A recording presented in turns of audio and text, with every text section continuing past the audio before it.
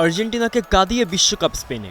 শিরোপা হাতে দেশে ফিরতেই মাদ্রিদে লাখো মানুষের ঢলে রাজকীয় সংবর্ধনা পেল লা রোহা।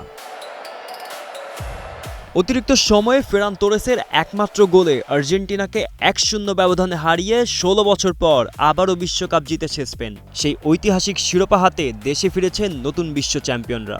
মাদ্রিদের বারাখাস বিমানবন্দরে অবতরণ করতেই শুরু হয় উৎসবের নতুন অধ্যায়। দলবাহী বিমানের ককপিটে উঠছিল স্পেনের জাতীয় পতাকা। সবার আগে নামেন coach Luis de la Fuente. এরপর টুর্নামেন্ট সেরা রদ্রি দুই হাতে বিশ্বকাপ ট্রফি উঁচিয়ে ধরতেই উল্লাসে ফেটে পড়েন বিমানবন্দরে অপেক্ষমান সমর্থকেরা। সেই মুহূর্তেই যেন শুরু হয়ে যায় স্পেনের বিশ্বজয়ের আনুষ্ঠানিক উদযাপন।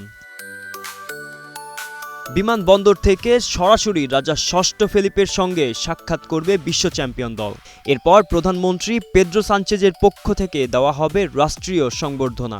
সব আনুষ্ঠানিকতা শেষে খোলা ছাদের বাসে মাদ্রিদের প্রধান সড়ক প্রদক্ষিণ করবে লা রোহা।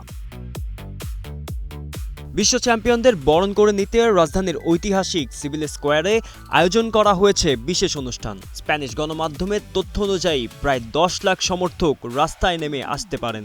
বিমানবন্দর থেকে সিভিলেস পুরো পথ জুড়েই বইছে লাল হলুদ উন্মাদনা।